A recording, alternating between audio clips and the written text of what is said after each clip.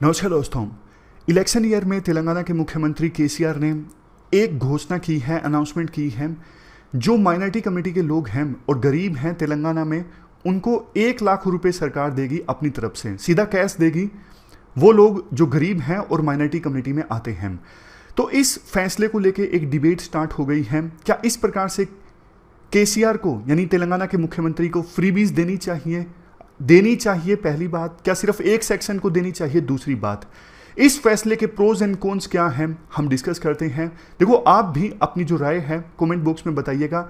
ये फ्रीबीज देना खास करके इलेक्शन ईयर में कितना सही कितना गलत, इससे देश के लोगों को वास्तव में फायदा होता है या सिर्फ ये घोषणाएं इलेक्शन जीतने के लिए होती हैं। प्रोज क्या है डिसीजन के?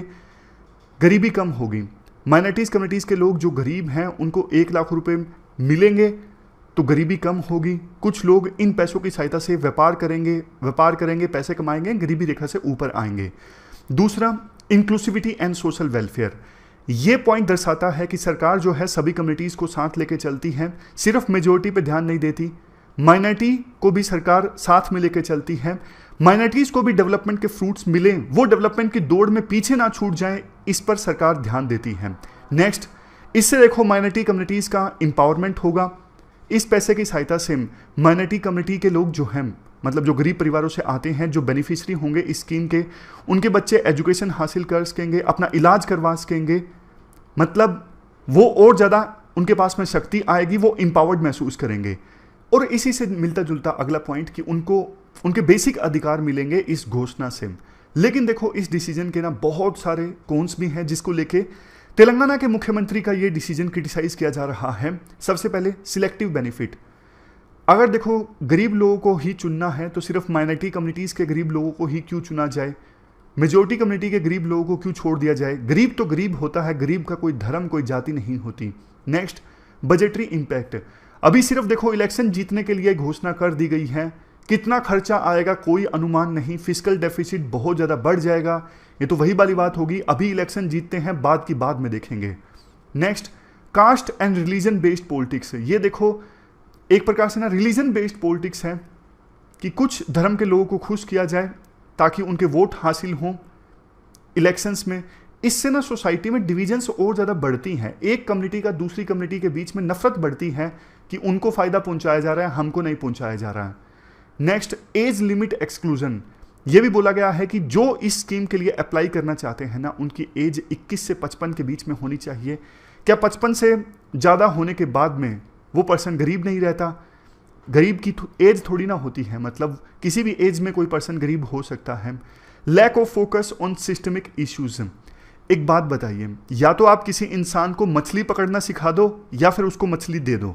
अगर उसको आप मछली दोगे तो कुछ दिनों के लिए उसका काम चल जाएगा, बाद में आप हमेशा के लिए तो दे नहीं सकते। सबसे अच्छा तो यही है ना, आप उसको स्किल दो। लेकिन सरकार इस चीज़ पे ध्यान नहीं दे रही है। आज़ादी के 75 वर्ष बाद भी माइनॉरिटीज़ गरीब क्यों हैं, इस पर सरकार ध्यान नहीं दे रही है। फ्री में चीज़ें देने से गरीबी थोड़ी ना दूर होगी, ये चीज़ें एक ख़त्म हो जाएंगी। इससे अच्छा आप उनको एजुकेशन दो ताकि उनके पास में स्किल आए और उनकी जॉब लग सके। लेकिन इन चीज़ों पे सरकार ध्यान नहीं देती। लीडर्स का जो विजन है काफ़ी छोटा है, अभी तो सिर्फ 1 साल से भी छोटा है कि इलेक्शन जीतें, बाद की बाद में देखेंगे। और बहुत बार ऐसा होता है इन स्कीम्स के इम्प्लीमेंटेशन में करप्शन आ जाता है, ढंग से ये स्कीम्स इम्प्लीमेंट भी नहीं होती, ब्यूरोक्रेट्स पैसा खा जाते हैं। इसका कंक्लूजन आप दीजिए, कंक्लूजन में आप क्या लिखोगे? अब चलिए डिस्कशन स्टार्ट करते हैं। डेट है 24 जुलाई और काफ़ी सारे आर्टिकल्स आज हम डिस्कस करेंगे। महान पावर बनने के रास्ते में इंडिया के सामने क्या डिलेमास हैं वो हम डिस्कस करेंगे। इसके बाद इंडिया की मिनरल पोटेंशियल को अचीव करने से संबंधित आर्टिकल हम डिस्कस करेंगे। यहाँ पे एआई से संबंधित आर्टिकल है, यूसीसी से संबंधित आर्टिकल है। देखो एक चीज़ आपको बता दूं, आर्टिकल्स के सिलेक्शन में मैं बहुत टाइम इन्वेस्ट करता हूँ। 2-3 दिन पहले ना एक डेटा से संबंधित आर्टिकल आया था, शायद वो बच्चा रेगुलर नहीं होगा, उसने बोला कि सर ये डेटा वाला आर्टिकल हमने कवर नहीं किया। देखो पहली तो चीज़, डेटा प्रोटेक्शन वाला ना बिल आने वाला है, वो बिल पास होगा तभी वो इंपॉर्टेंट इशू बनेगा। बिल से पहले ना लॉबिंग चलती है, बहुत सारे आर्टिकल्स आते हैं, सिर्फ स्पेकुलेशन होता है, कोई फायदा नहीं है। पीएचडी करने की जरूरत नहीं है, सारे के सारे आर्टिकल्स हैं। मैं आर्टिकल्स का सिलेक्शन ऐसे करता हूँ ज़्यादा से ज़्यादा इश्यूज कवर हों, चाहे वो किसी भी न्यूज़पेपर से कवर हो। मेन ऑब्जेक्टिव होता है जितना भी आपका सिलेबस है ना, सिलेबस से संबंधित जो भी करंट में चल रहा है ना, वो आपका कवर हो। पूरे सिलेबस को मैं टच करना चाहता हूं ताकि एग्जाम में आपको कोई भी ऐसा करंट अफेयर ना मिले किसी टॉपिक से संबंधित जो रह गया हो। ये हिंदू हिंदू के भरोसे नहीं रहते हम कि हाँ भाई हिंदू तो सिर्फ एक बेस है, दिखाने के लिए है। चाहे इंडियन एक्सप्रेस का आर्टिकल हो, टाइम्स ऑफ इंडिया का हो, ट्रिब्यून का हो, मेन ऑब्जेक्टिव यही है कि सारा का सारा जो सिलेबस है ना, उसका करंट एक बार टच हो जाए, आपका मेंस जबरदस्त ढंग से तैयार हो जाए इस सेशन की बदौलत। तो चलिए अब डिस्कशन स्टार्ट करते हैं। जब देखो इंडिया यूनाइटेड नेशंस की सिक्योरिटी काउंसिल में परमानेंट सीट मांगता है ना, तो कुछ लोग बोलते हैं पहले इंडिया को अपनी सड़कों पर गड्ढे भरने चाहिए। जब इंडिया मार्स पर रॉकेट भेजने की बात करता है तो कुछ लोग बोलते हैं कि पहले आप अपने देश की गरीबी खत्म कर लो, बाद में आप मार्स पे रॉकेट भेजना। ये जो आर्टिकल है ये फोकस करता है इंडिया की जो इच्छा है ना ग्रेट पावर बनने की, उसमें क्या डिलेमाज हैं। मतलब डिलेमाज मतलब जब आपको दो डिफिकल्ट रास्तों में से एक को चूज करना पड़ता है। आप जीएस पेपर सेकंड के इस टॉपिक से आर्टिकल को रिलेट कर सकते हो। चलिए एक इंटरेस्टिंग स्टोरी स्टार्ट करते हैं। साल 1991, उस समय इंडिया कमज़ोर और गरीब था, काफ़ी तरह की प्रॉब्लम से घिरा हुआ था। यूएसएसआर का डिसइंटीग्रेशन हुआ, इंडिया ने एक इम्पोर्टेंट साथी खो दिया जो मुश्किल समय में इंडिया की मदद किया करता था। और फॉरेन एक्सचेंज रिजर्व की तो आप बात ही मत कीजिए, बिल्कुल खाली, सिर्फ $5.8 बिलियन हैं। जरूरी वस्तुएं इंपोर्ट करने के लिए इंडिया के पास डॉलर्स नहीं थे। जो सिचुएशन आज के समय में श्रीलंका और पाकिस्तान की है, ठीक वैसी ही सिचुएशन इंडिया की थी। पॉपुलेशन कितनी? 846 मिलियन, 50% से ज़्यादा लोग गरीबी रेखा के नीचे। पाकिस्तान के साथ युद्ध का खतरा मंडरा रहा था और कश्मीर में इंसर्जेंसी बिल्कुल पीक पर थी। यूएस बार बार इंडिया और पाकिस्तान पे नज़र रखे हुए था कहीं ये दो देश न्यूक्लियर वेपन्स ना हासिल कर लें। इसी वजह से यूएस अपने रिप्रेजेंटेटिव को, अपने डिप्लोमेट्स को समय समय पर इंडिया में भेजता रहता था, इंडिया को एडवाइस देने के लिए, काउंसल करने के लिए, डराने के लिए, धमकाने के लिए कि अगर आपने न्यूक्लियर वेपन हासिल किए तो इसकी कीमत आपको चुकानी पड़ेगी। अब आइए 2023 में, आइए इंडिया के फॉरेन एक्सचेंज रिजर्व में पैसा कितना? $600 बिलियन। आज पाकिस्तान से इंडिया को युद्ध का कोई खतरा नहीं है, पाकिस्तान पे तो इंडिया ध्यान भी नहीं देता है। जी हाँ, चाइना के साथ टेंशन्स हैं, लेकिन फिर भी इंडिया उसकी तैयारी किए हुए है। हर प्रकार की तैयारी इंडिया ने कर रखी है चाइना से निपटने के लिए। 1991 में जो एलपीजी रिफॉर्म्स इंडिया में आए थे ना, लिबरलाइजेशन, प्राइवेटाइजेशन, ग्लोबलाइजेशन, उसका फ़ायदा इंडिया को हुआ। उस समय इंडिया ने जो काफ़ी चीज़ों में इन्वेस्टमेंट करी ना, उसका फ़ायदा इंडिया को हुआ। काफ़ी समय तक इंडिया की इकोनॉमी की ग्रोथ रेट काफ़ी ज़्यादा रही। आज के समय में इंडिया की जो इकोनॉमी है दुनिया की 5वें नंबर पर सबसे बड़ी इकोनॉमी है। जल्द ही इंडिया की नॉमिनल जीडीपी का साइज हो जाएगा $4 ट्रिलियन। आज इंडिया की जो मिलिट्री है वर्ल्ड की सबसे बड़ी मिलिट्रीज में से एक है। 100 से ज़्यादा न्यूक्लियर वेपन्स इंडिया के पास हैं। यूएस आज के समय में इंडिया का क्लोज मित्र है, काफ़ी गहरा मित्र है। उस समय यूएस के साथ इंडिया के रिश्ते अच्छे नहीं थे। मतलब जो इन्वेस्टमेंट इंडिया ने की उस समय 1991 के बाद में, उसका इम्पैक्ट आज देखने को मिल रहा है। उसके फ्रूट्स, उसका फ़ायदा आज इंडिया को देखने को मिल रहा है। आज देखो इंडिया एक इम्पोर्टेंट स्विंग पावर है। जैसे देखो अक्सर घरों में होता है, मान लीजिए मम्मी और पापा दोनों की इक्वल चलती हैं, लेकिन बेटी का नाम है निशा। अब किसी फैसले पर डिस्प्यूट हो गया तो पेरेंट्स पूछते हैं निशा से, आप किस साइड हो? निशा बोलती है मैं मम्मी की साइड हूं। तो देखो वही फैसला होता है, वही ग्रुप पावरफुल हो जाता है। उसी प्रकार से इंटरनेशनल पॉलिटिक्स में इंडिया निशा की तरह है। जिस साइड इंडिया होगा, यूएस की साइड होगा, तो यूएसए का ग्रुप और पावरफुल हो जाएगा। रशिया की साइड इंडिया जाएगा तो रशिया का ग्रुप मजबूत होगा। तो इसीलिए ना यूएसए और रशिया दोनों चाहते हैं कि इंडिया हमारी साइड आए। इंडिया अभी, ये बात सही है, यूएसए की तरफ थोड़ा ज़्यादा इंक्लाइंड है अगर पिछले कुछ सालों का ट्रेंड देखें, बट रशिया के साथ इंडिया के रिलेशंस अभी भी ठीक हैं। आज के समय में इंडिया की जो लैंग्वेज है ना, भाषा है ना इंटरनेशनल पॉलिटिक्स में, वो मीडिएशन वाली है। मतलब इंडिया हमेशा पीस की बात करता है, मीडिएशन की बात करता है। बहुत स्ट्रोंग मांग चल रही है कि यूक्रेन के इशू पर इंडिया मीडिएट करवाने में एक इंपॉर्टेंट रोल प्ले करे, शांति करवाने में, दोनों देशों में सुलह करवाने में इंडिया इंपॉर्टेंट रोल प्ले करे। आज के समय में इंडिया काफ़ी सीरियस इश्यूज पर मीडिएशन करवा सकता है। एक तरफ नॉर्थ और साउथ के बीच में, नॉर्थ साउथ मतलब डेवलप्ड और डेवलपिंग कंट्रीज के बीच में काफ़ी सारे इश्यूज को लेके जो टकराव रहता है ना, जैसे क्लाइमेट चेंज है। दूसरी तरफ ईस्ट और वेस्ट के बीच में भी इंडिया मीडिएशन का काम करवा सकता है। वेस्ट मतलब यूएसए, यूरोप के देश, और ईस्ट मतलब रशिया और रशिया के मित्र देश। ये टर्म ज़्यादा इस्तेमाल होती थी कोल्ड वार के दौरान। वेस्ट मतलब कैपिटलिस्ट वाले कंट्रीज और ईस्ट मतलब कम्युनिस्ट कंट्रीज। आज के समय में ये टर्म उतनी रेलेवेंट नहीं है। समझने के लिए आप समझिए, रशिया और यूएसए के बीच में मीडिएशन करवा सकता है इंडिया। अभी इंडिया का इतना कद है। लेकिन देखो पिछले 30 सालों में इंडिया काफ़ी पावरफुल हुआ है, ये बात सच है। बट एक बात बताइए, आज भी इंडिया की पर कैपिटा इनकम कितनी है?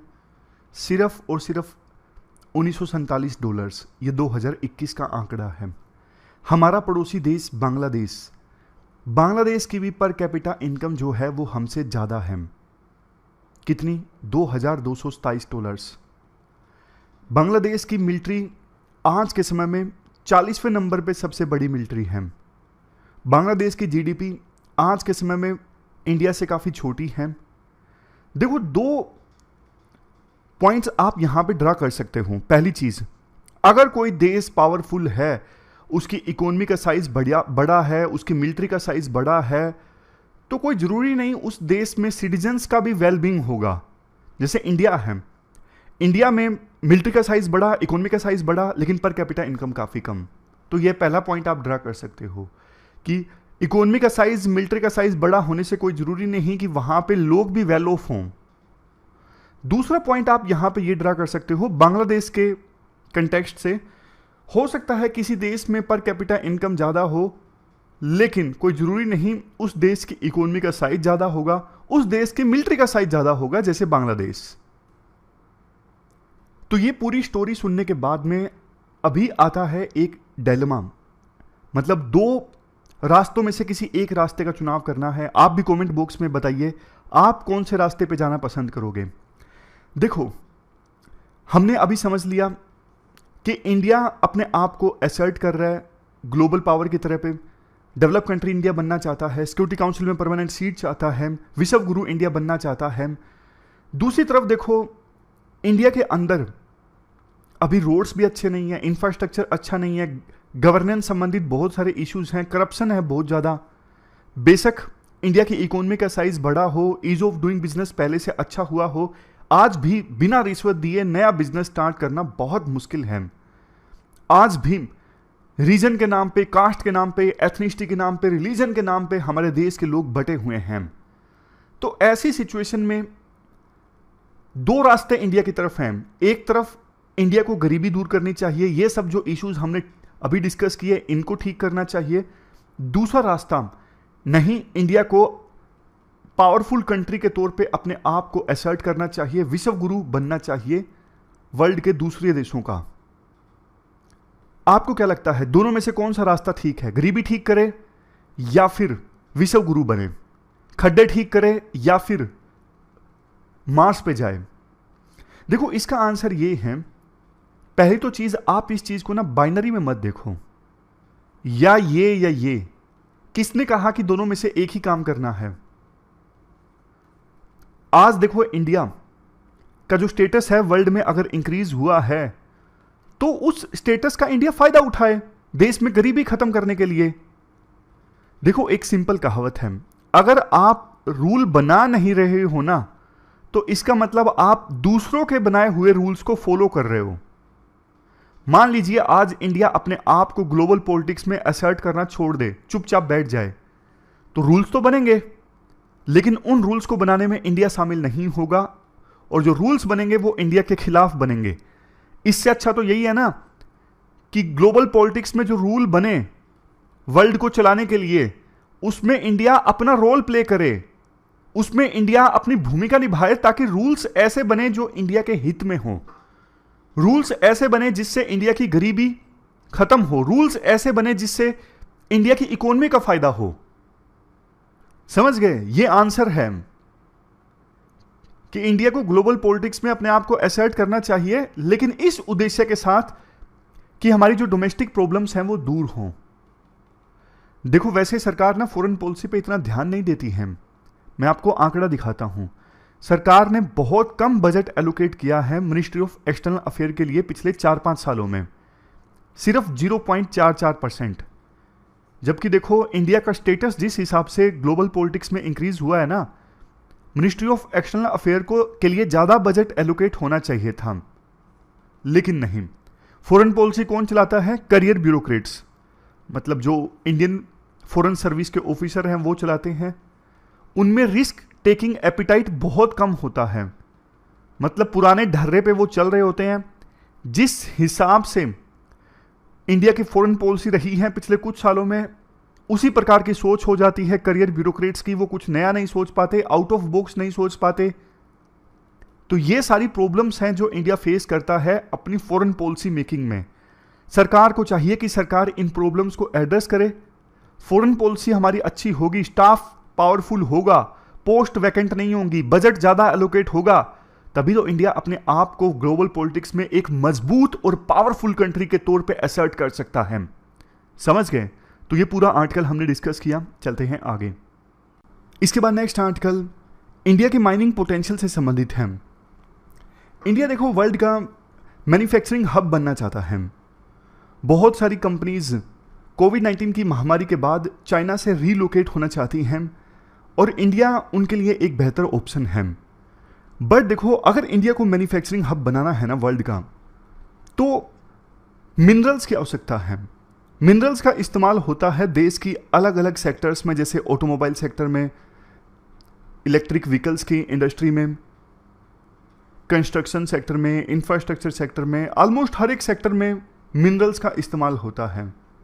और अभी देखो बहुत सारे मिनरल्स इंडिया को ना इंपोर्ट करने पड़ते हैं, और इंडिया का तो अपना अलग से ऑब्जेक्टिव है आत्मनिर्भर भारत, यानी भारत को आत्मनिर्भर बनाना है।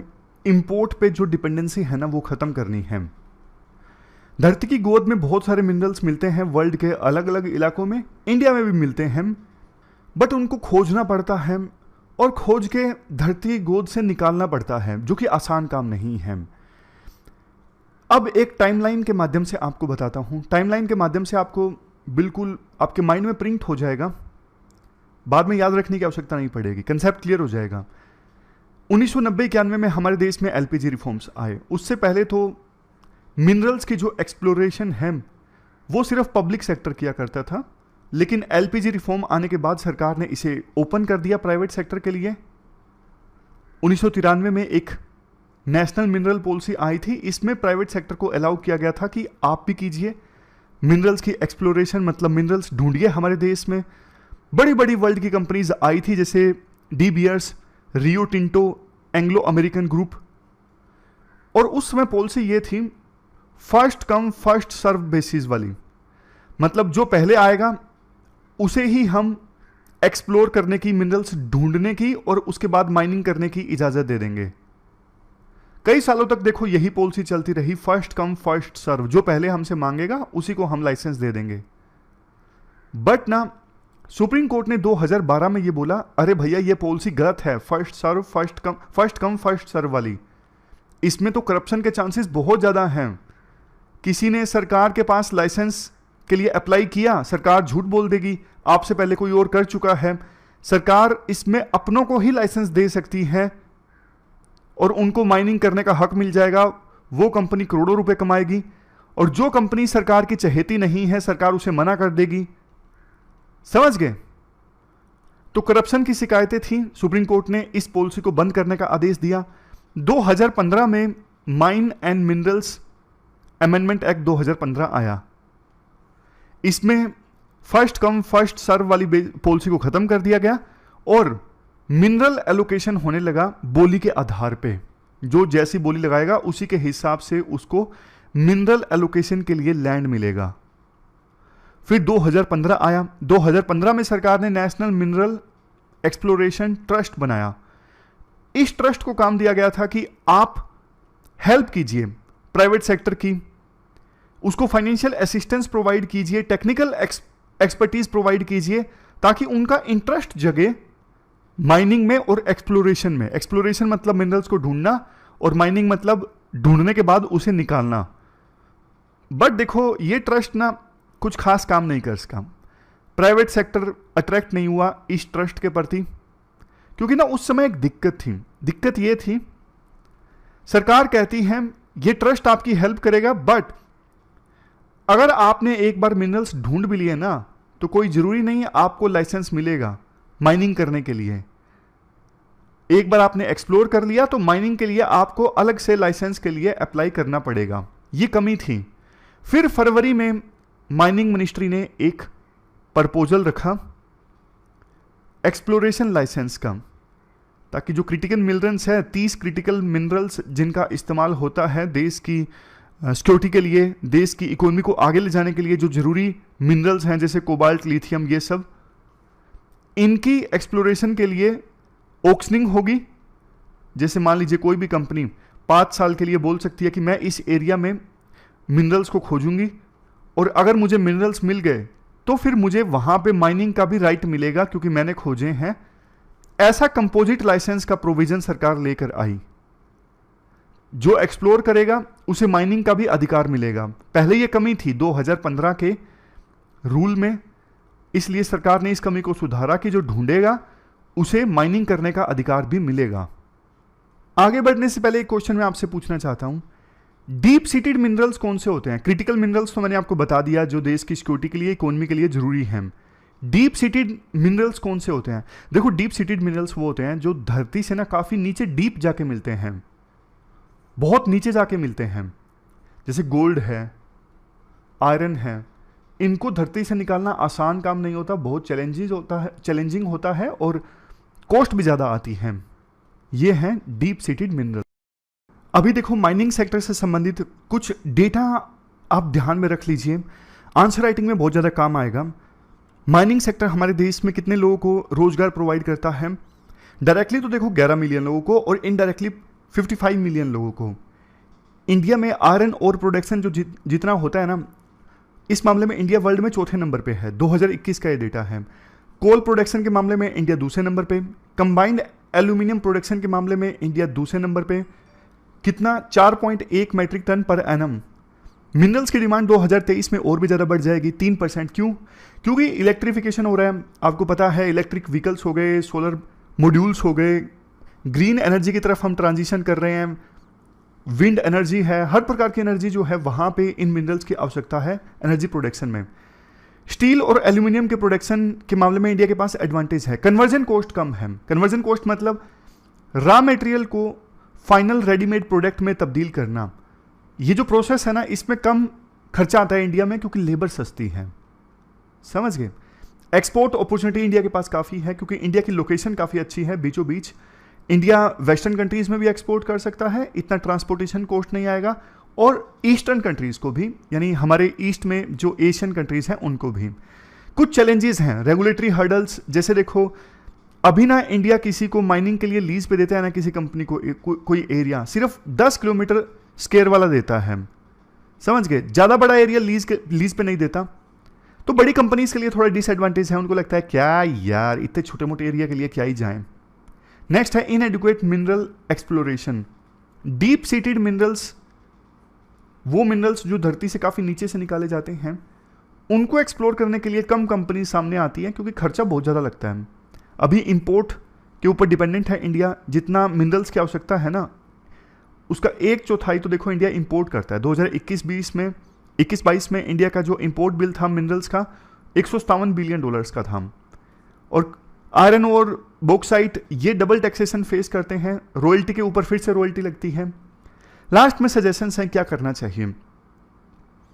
डोमेस्टिक एक्सप्लोरेशन को इंसेंटिवाइज करो, मतलब छोटी छोटी कंपनीज को भी ना इंसेंटिवाइज करो कि वो मिनरल्स एक्सप्लोर करें, खोजें। इंसेंटिवाइज करो, उन्हें कुछ फायदा हो तभी वो एक्सप्लोर करने के लिए आएंगी। शिफ्ट इन एक्सप्लोरेशन मॉडल, ये वही पॉइंट है जो मैंने अभी बोल दिया। ऊपर वाले पॉइंट में तो ये सारी बातें बोलते हैं, जैसे 30 जो क्रिटिकल मिनरल्स हैं जो सरकार ने अनाउंस किए हैं उस पर ज़्यादा फोकस किया जाए, वो ग्रीन टेक्नोलॉजी मैन्युफैक्चरिंग के लिए ज़रूरी हैं। और 2070 तक अगर इंडिया को नेट जीरो कार्बन स्टेटस हासिल करना है तो इन क्रिटिकल मिनरल्स के इंडिया को बहुत आवश्यकता है। प्राइवेट कंपनीज को एनकरेज किया जाए कि वो नॉन एटॉमिक मिनरल्स को एक्सप्लोर करें। नॉन एटॉमिक मिनरल्स में वो सारे मिनरल्स आ जाते हैं जिनकी एटॉमिक एनर्जी में एप्लीकेशन नहीं है। एटॉमिक एनर्जी वाले जो मिनरल्स हैं ना वो सिर्फ सरकार के लिए रिजर्व्ड होते हैं, लेकिन बाकी मिनरल्स सारे के सारे ओपन कर दे सरकार ताकि प्राइवेट कंपनीज इन्हें एक्सप्लोर कर सकें। और जो रेगुलेटरी बॉडी है माइनिंग के लिए वो इंडिपेंडेंट ढंग से इम्पार्शियल होकर काम करे, किसी को स्पेशल तवज्जो या फिर प्रिविलेज नहीं दी जाए, स्पेशल ट्रीटमेंट ना दी जाए। तो ये पूरा आर्टिकल हमने डिस्कस किया देश में माइनिंग सेक्टर के पोटेंशियल से संबंधित। चलते हैं आगे। इसके बाद देखो एक इंपॉर्टेंट आर्टिकल है टेक्स्ट कंटेक्स्ट का बिडाक्विलिन के बारे में। बिडाक्विलिन क्या है? ये देखो एक ड्रग है जो ड्रग रेसिस्टेंट टीबी के इलाज में काम आती है। बहुत इंपॉर्टेंट ड्रग है ये। और कौन सी कंपनी की ड्रग है ये? जॉनसन एंड जॉनसन, जिसका बेबी शैम्पू आता है ना, हाँ वही कंपनी है ये। अब देखो ये बिडाक्विलिन ड्रग जो है ना महंगी है। पेटेंट किसके पास है? जॉनसन एंड जॉनसन के पास में।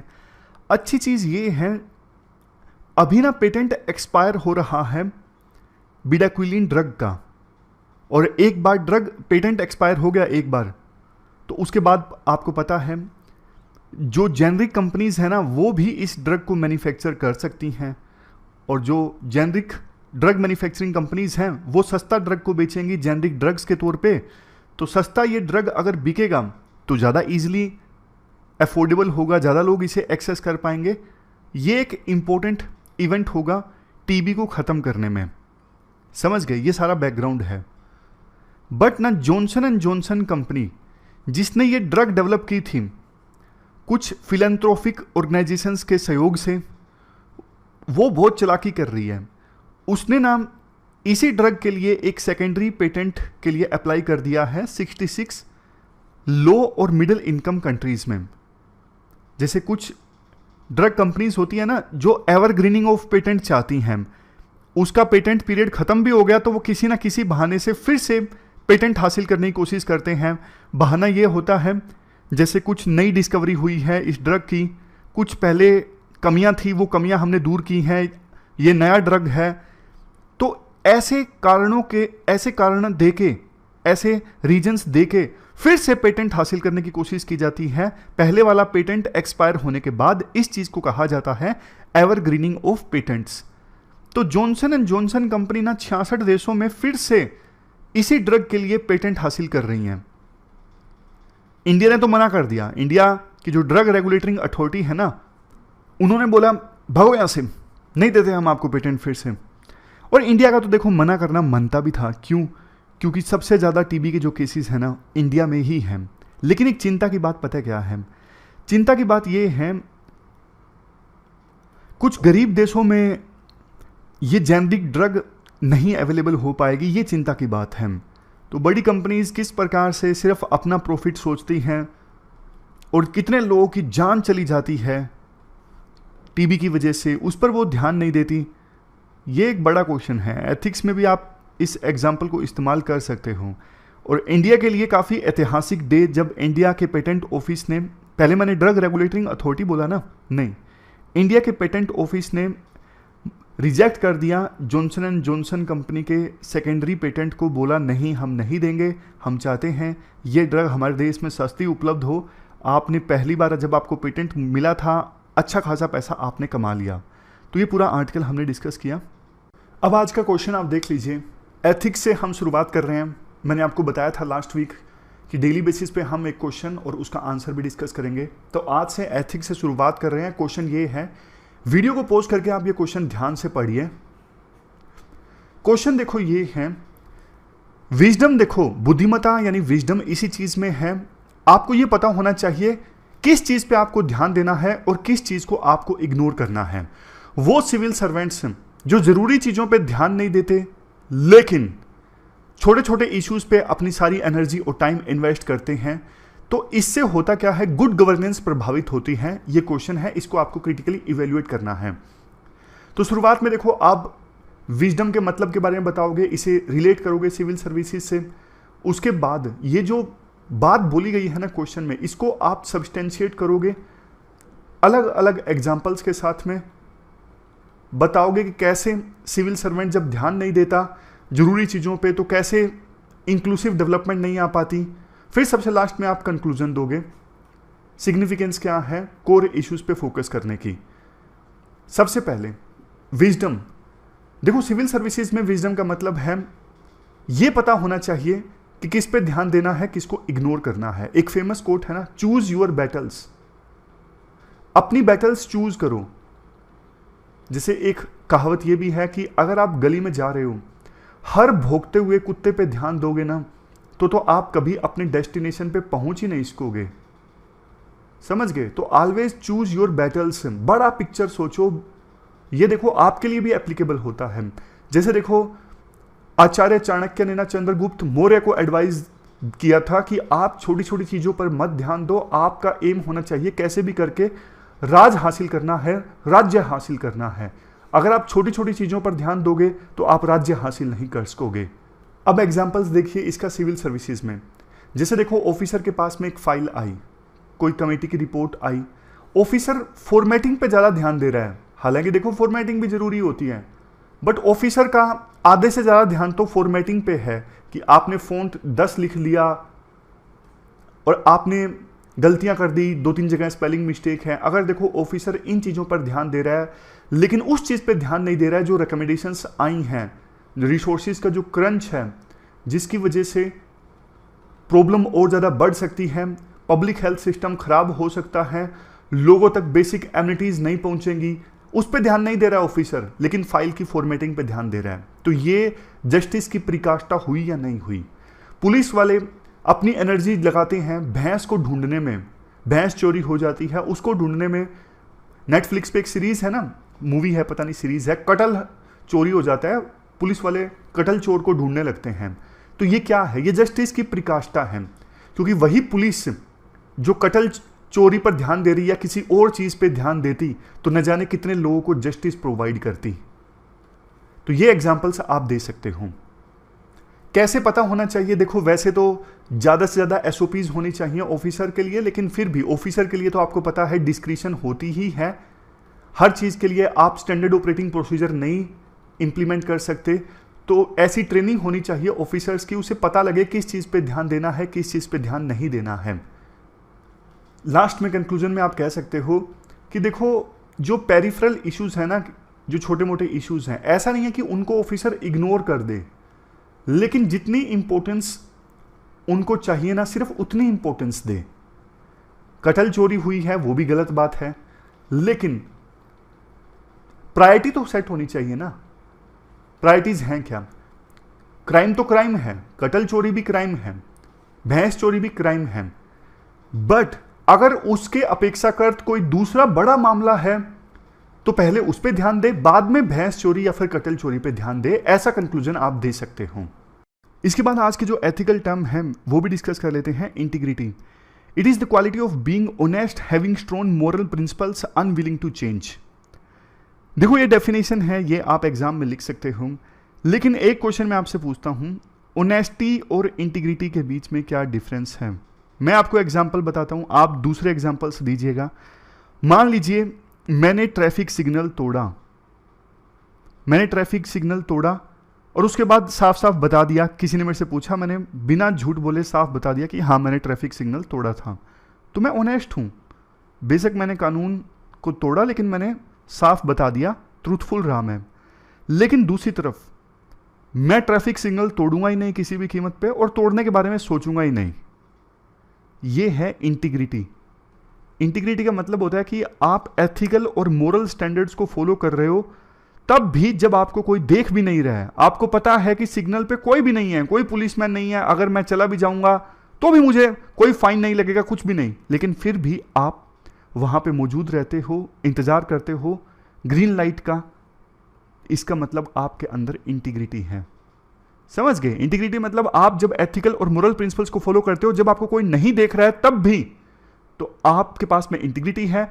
और ऑनेस्टी मतलब आपने गलत काम किया लेकिन बता दिया, आप ट्रूथफुल रहे, तो ये ऑनेस्टी है। ये डिफरेंस है। ये बहुत सारे एग्जांपल्स हैं, आप देख सकते हो। आप भी अपनी पर्सनल लाइफ में इंटीग्रिटी और ऑनेस्टी के बीच में डिफरेंस का एक एग्जांपल जरूर दीजिएगा। अब लास्ट में समरी के माध्यम से हम रिवाइज कर लेते हैं। शुरुआत में हमने आर्टिकल डिस्कस किया था इंडियन फॉरेन पॉलिसी से संबंधित। 1991 में इंडिया की हालत काफ़ी खस्ता थी, बट आज बहुत चेंज आ चुका है। फॉरेन एक्सचेंज रिजर्व में $600 बिलियन से $4 ट्रिलियन की नॉमिनल जीडीपी इंडिया जल्द ही हो जाएगा। गरीबी काफ़ी कम हुई है। आज इंडिया इंपॉर्टेंट स्विंग पावर है। वेस्ट और ईस्ट दोनों इंडिया को चाहता है, मतलब यूएस रशिया दोनों चाहते हैं। इंडिया मीडिएटर का काम कर सकता है। लेकिन देखो डोमेस्टिक चैलेंजेस भी हैं। आज भी पर कैपिटा इनकम काफ़ी कम है, गड्ढे भरे हुए हैं सड़कों पे, इंफ्रास्ट्रक्चर काफ़ी पुअर है। तो क्वेश्चन उठता है, क्या इंडिया को ग्लोबल पॉलिटिक्स में अपने आप को असर्ट करना चाहिए या पहले गरीबी को मिटाने पे काम करना चाहिए? राइटर कहते हैं बाइनरी नहीं है, दोनों चीज़ों पे इंडिया साथ काम करे। ग्लोबल पॉलिटिक्स में इस प्रकार से अपने आप को असर्ट करे कि रूल्स इंडिया के हिसाब से बने और इंडिया को फ़ायदा हो, इंडिया से गरीबी दूर हो। इस प्रकार से इंडिया रूल्स बनाए। अगर इंडिया ग्लोबल पॉलिटिक्स में अपने आप को असर्ट नहीं करेगा तो रूल्स इंडिया नहीं बनाएगा और इंडिया को नुकसान हो जाएगा। समझ गए? आज के समय में इंडिया की सरकार जो है वो फॉरेन पॉलिसी पर बहुत कम पैसा खर्च करती है। एक्सटर्नल अफेयर मिनिस्ट्री के लिए बहुत कम पैसा है। करियर ब्यूरोक्रेट फॉरेन पॉलिसी बनाते हैं, उनके लिए इंसेंटिव कम होता है, रिस्क कम लेते हैं। इसलिए पॉलिसी पहले जैसी चली आ रही थी वैसे ही चलती रहती है। तो ये सारे पॉइंट्स हमने डिस्कस किए। ये 2 क्वेश्चंस आज आपको अटेम्प्ट करने हैं, दोनों 250 वर्ड्स में। ये क्वेश्चन तो यूपीएससी ने 2021 में पूछा था, माइनिंग से संबंधित है। इसको आप थोड़ा ज्योग्राफी का एंगल दे के आंसर कीजिएगा, लेकिन आज जो हमने आर्टिकल डिस्कस किया है वो थोड़ा इकोनॉमी के एंगल पे ज़्यादा था। ये क्वेश्चन आज आपको अटेम्प्ट करना है, इसी से संबंधित जो आर्टिकल हमने रिवाइज किया। तो आज के डिस्कशन में बस इतना ही है। Thank you very much for discussion.